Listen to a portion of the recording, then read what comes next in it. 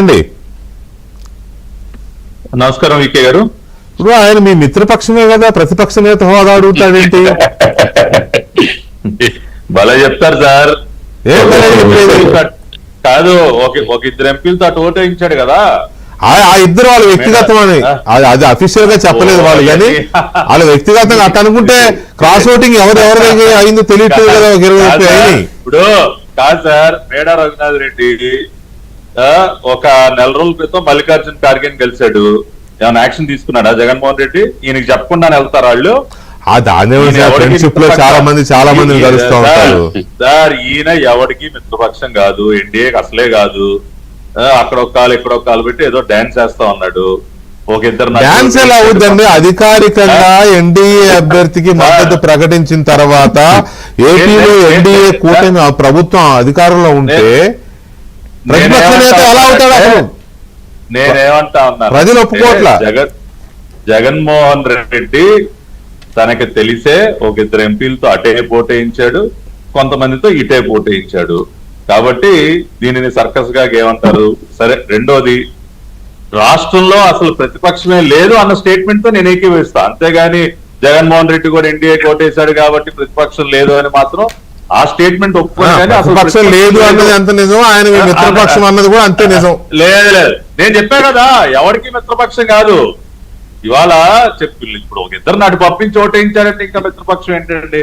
So అది దానికి సంబంధించి. రెండోది, ప్రెస్ మీట్ ఇవాళ జగన్మోహన్ రెడ్డి గారి ప్రెస్ మీట్ గురించి మీరు చాలా రకాలుగా విశ్లేషించారు. చాలా పాయింట్స్ కూడా మీరు దానిలో ప్రస్తావించడం జరిగింది. నేను కూడా చూసాను మొత్తం ప్రెస్ మీట్. ప్రధానంగా 3 అంశాలని చెప్పి, ఒకటి యూరియా గురించి, రెండోది మెడికల్ కాలేజీల గురించి, మూడోది ఇవాళ సూపర్ 6 సూపర్ హిట్ మా సాగు పైన ఏడుపు. ఈ 3 అంశాలు. సరే, బ్రీఫ్ గా ఒక్కొక్క పాయింట్ ఇవ్వాలి. ఎందుకంటే ఏదో అసలు ఏ పాపం ఎరగనటువంటి పుణ్యాత్మం లాగా చాలా ఎవరు పట్టించుకోవట్లా, అవసరం లేదని నేను అనుకుంటున్నా. కాదు, అసలు ఓపెనింగ్ స్టేట్మెంట్ గూగులీ. అసలు ఫస్ట్ స్టేట్మెంట్ ఏంటంటే, నేను నానానికి రెండో వైపు స్టోరీ వినిపించడానికి వచ్చాను. ఎందుకంటే నాకు అసలు మీడియానే లేదు కదా, వాళ్ళకి చాలా మీడియా సంస్థలు వాళ్ళకి అనుకూలంగా ఉన్నాయి, నాకు ఏ మీడియా లేదు, అందుకనే ప్రెస్ మీట్ పెట్టుకుని వచ్చానని చెప్పాడు. అసలు ఆ రోజు ఎంతమంది కలుగురు పడిపోయి ఉంటారు ఆ స్టేట్మెంట్.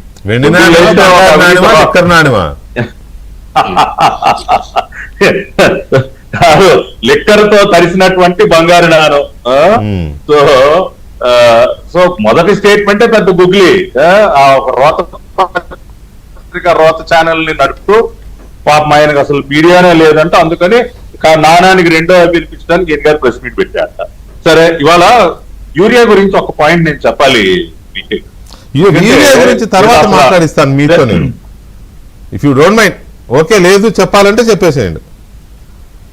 ఏది మెడికల్ కాలేజీల గురించి, యూరియా గురించి కొన్ని విషయాలు చెప్పాలనుకున్నాను, మీరు అనుమతిస్తే చెప్తా. ఇప్పుడు యూరియా గురించి అసలు దేశంలో ఎక్కడా లేనటువంటి కొరత ఒక్క ఆంధ్ర రాష్ట్రంలోనే, అది కూడా ఈ ప్రభుత్వం ఏదో పెద్ద స్కామ్ చేసేసింది, అందుకనే కొరత ఏర్పడిందని చెప్తా. కానీ ఫ్యాక్ట్ ఒకసారి మనం చూసినట్లయితే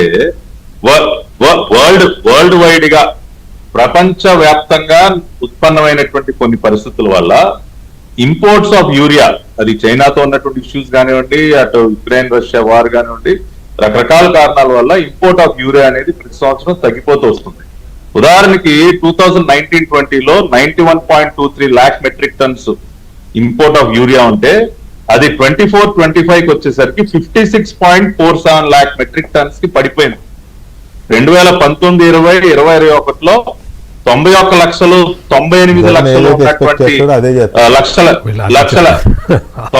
ఉన్నటువంటి దాదాపు 98 లక్షల మెట్రిక్ టన్నులు ఉన్నటువంటి యూరియా దిగుమతులు 2024-25కి వచ్చేసరికి 56 లక్షలకు పడిపోయాయి. జగన్ జగన్మోహన్ రెడ్డి గారు ఏదైతే ఎక్స్పెక్ట్ చేస్తాడో మీరు అదే చేస్తారు. అంటే ఏమనుకోవద్దు, ఇలా అంటున్నానని ఏమనుకోవద్దు. ఆ ట్రాప్ వేస్తారు, ట్రాప్ లోనే పడతారు. యూరియా గురించి డిస్కషన్ లేదండి అసలు. మీరే ఫ్యాక్ట్ అనేదో పెడుతున్నారు, ఫేక్ ప్రచారం చెప్తారు మీరే.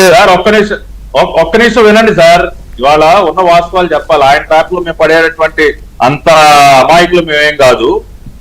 ఉన్నటువంటి సిచ్యువేషన్ అలా ఉన్నప్పటికీ దేశంలో ఇంకా ఇతర రాష్ట్రాలు అనేక రాష్ట్రాల్లో యూరియా కొరత ఉన్నప్పటికీ ఆంధ్ర రాష్ట్రంలో చంద్రబాబు నాయుడు గారు ఆ కొరత లేకుండా చేస్తా ఉన్నారు.